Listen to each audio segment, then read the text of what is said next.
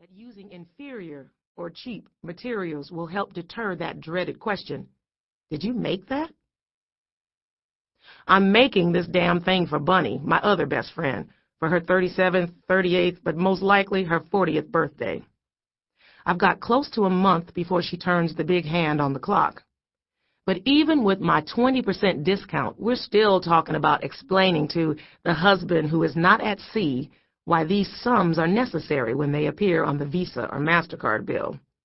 And if I do mess up, or just say it, Marilyn, if you fuck it up, since one never knows one has even made a mistake until after one has made it.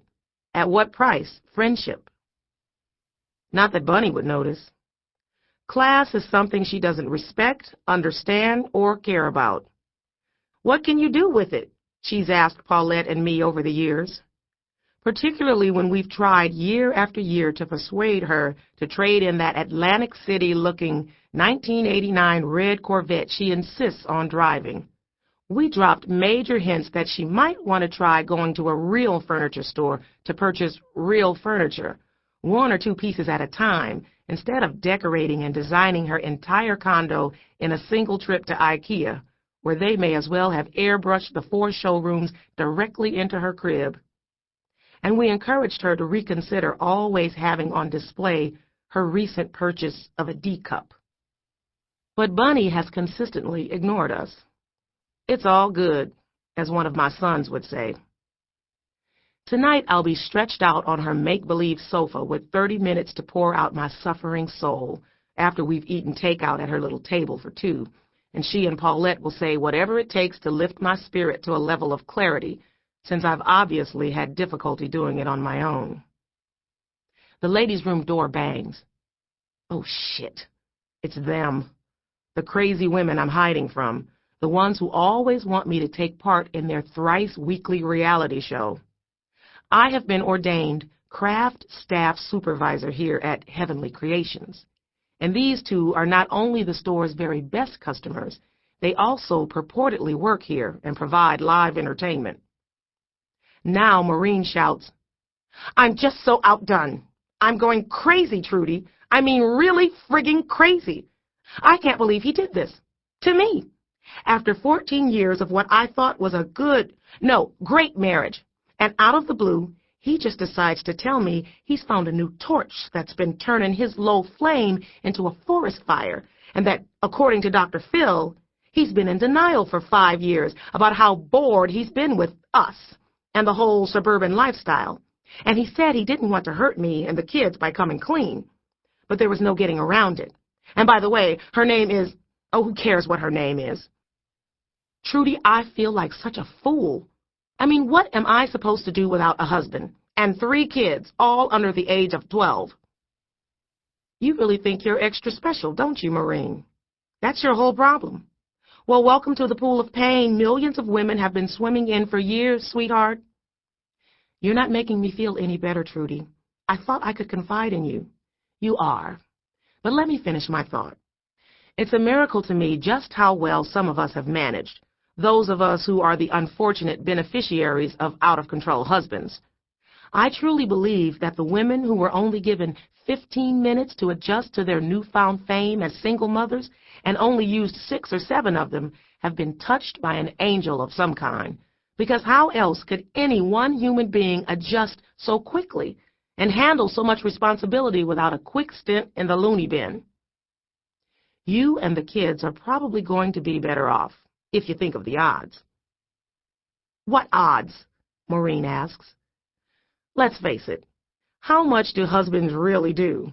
I mean, what role do they really play around the house? Go ahead and say it, Maureen. Not much. I've managed to marry 3, cut from the same exact mold. Go figure. They think their paychecks and their penises equal making a physical contribution, which is why we're always too tired to fuck them. Am I on track here, or what? She had a point, and I squirmed on the hard seat. Leon would certainly fit in if they were to take a group photo. I hadn't thought of it like that before, Trudy. But even still, I'll take his paycheck and his penis any day over nothing. Maureen and Trudy are both what I call craft junkies, because in the year and a half I've been working here, they've taken just about every 3-hour and 5-week class offered, as long as it didn't involve fire, food, or fumes. They're also repeaters, because they took my beginning pillow-making class so many times that once I realized theirs were actually better made than mine, I got the owner to hire them to help with the setups.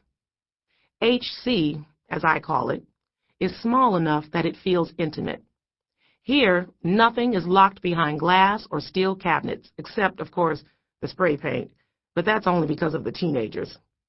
Other than this, nothing suffocates under plastic that we aren't happy to unwrap.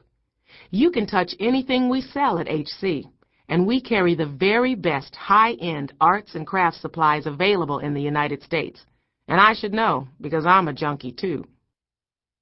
Trudy and Maureen often forget to pick up their paychecks, which they seem to think of as weekly gift certificates.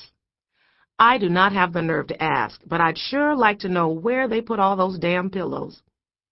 They think they're hot stuff because they can make up to 20 different kinds of knots that they learned in Stephania's, the spinster from Israel, Beauty of Knots class. Lord knows they've made enough floral arrangements to cover 10 fake funerals, so many gingerbread houses that some of our Olympian aunts stopped trying to penetrate them, and enough of those little house on the prairie year-round wreaths that 10 years ago were like status symbols on front doors across America, but now don't even generate a comment when a stranger rings their bell. Trudy washes her hands, then hits the dryer button. I'm starting to slide off this toilet seat. I lean forward and swirl these black denim hips around like they were 36 instead of 44 inches, as quietly as I possibly can, while lowering my sneakers to the floor. But when my cell phone starts vibrating in the uniform pocket above my left breast, the magazine and book fall off my lap and hit the floor. Shit. If he thinks I'm leaving without putting up a fight, he's got another thing coming. I wouldn't jump so far ahead of myself, Trudy says. Take a deep breath. I hear Maureen inhaling and swallowing air. And another. One more.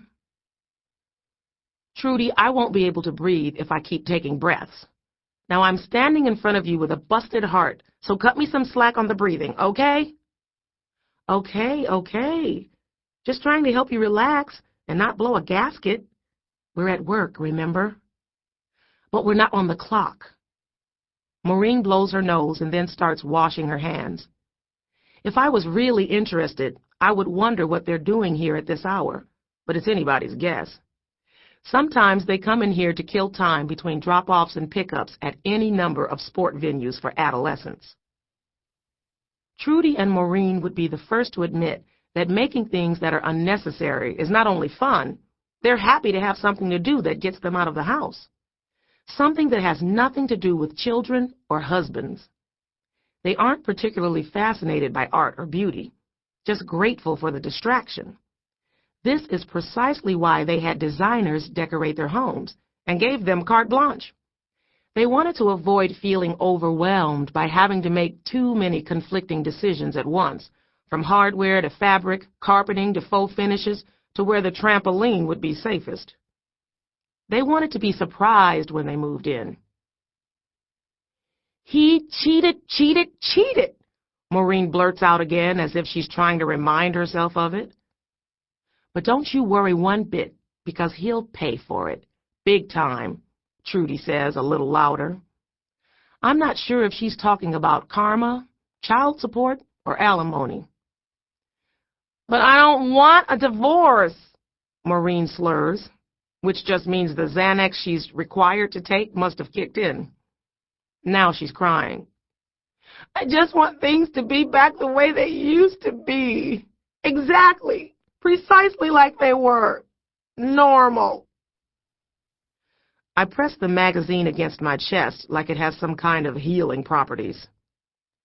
20-some-odd years ago, I was drunken in love with Leon and life, and with all the possibilities my future held.